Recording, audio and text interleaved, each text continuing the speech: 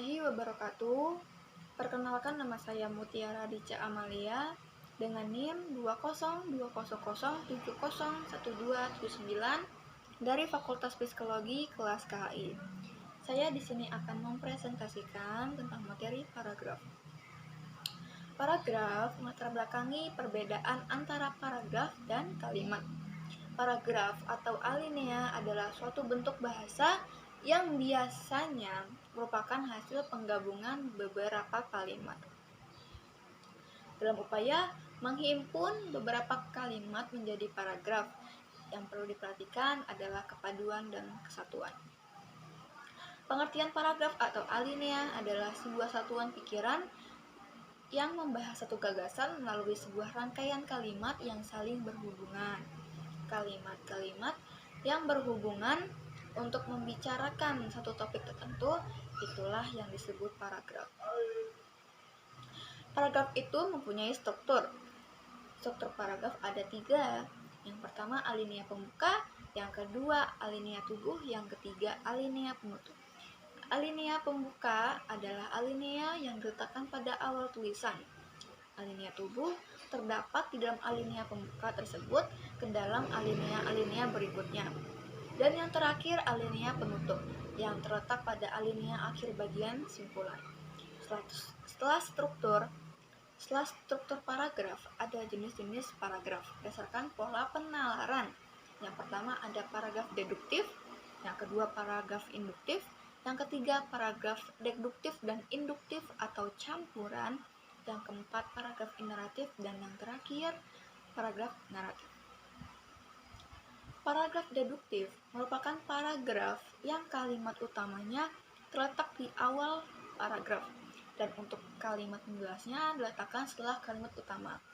Yang kedua, paragraf induktif merupakan paragraf yang kalimat utamanya terletak di akhir paragraf, dan kalimat penjelasnya terletak sebelum kalimat utamanya.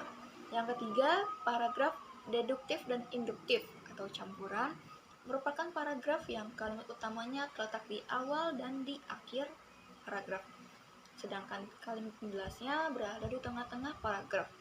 Paragraf ineratif adalah paragraf yang kalimat utamanya terletak di tengah-tengah paragraf. Dan yang terakhir, paragraf naratif adalah paragraf yang tidak memiliki kalimat utama.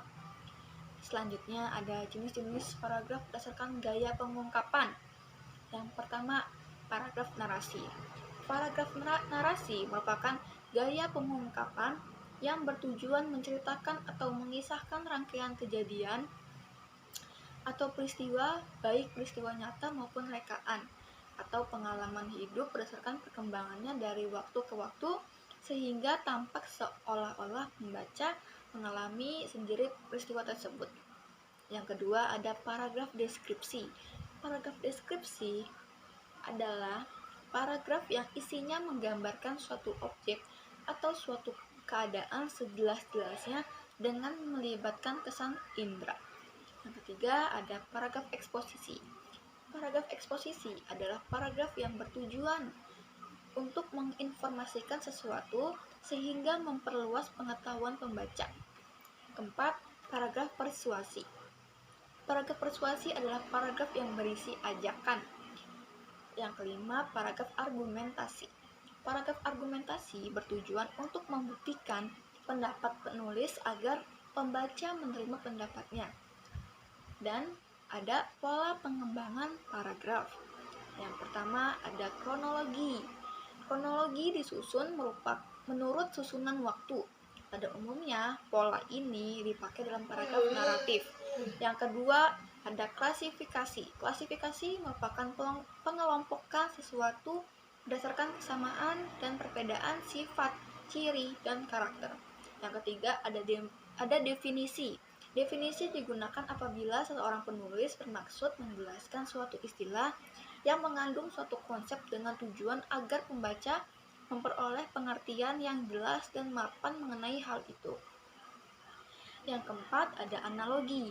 Analogi merupakan pengembangan paragraf yang ilustrasi khusus. Yang kelima ada perbandingan dan pertentangan.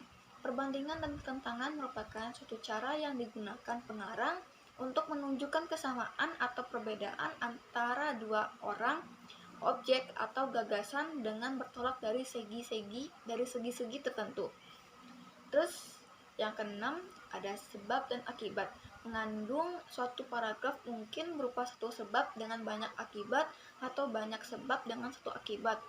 Sebab dapat berfungsi sebagai pikiran utama dan akibat sebagai pikiran penjelas atau dapat pula sebaliknya. Dan yang terakhir ada contoh. Contoh digunakan untuk memberikan penjelasan kepada pembaca karena gagasan utama kalimat topik masih dianggap terlalu umum sifatnya. Yang terakhir, kesimpulan. Kesimpulan paragraf merupakan kumpulan suatu kesatuan pikiran yang lebih tinggi dan lebih luas daripada kalimat atau alinea.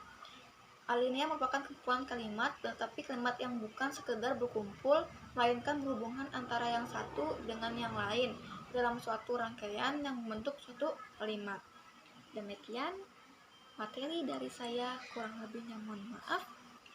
Wassalamualaikum warahmatullahi wabarakatuh.